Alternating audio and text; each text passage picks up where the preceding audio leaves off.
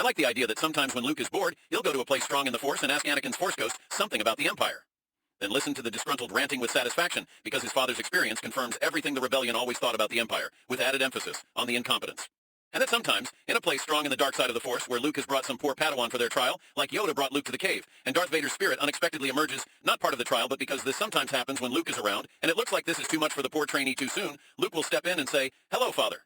We were wondering if you'd tell us your thoughts on the Death Star." And 3 hours later, Luke and the Padawan would emerge from the dark place, emptied of fear and marveling at the boundless stupidity and banality that permeated every echelon of the Galactic Empire.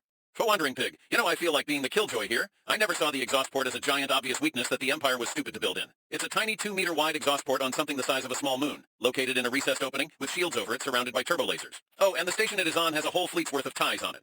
Complaining about it as this giant weak point always seemed to me the equivalent of pointing at a tank and going, "That thing is a death trap. If someone walks up to it and puts a grenade down the barrel while there's a round in the chamber, the whole thing will explode." And it's like, yes, the idea is to not let that happen. The reactors have got to have their exhaust ports somewhere.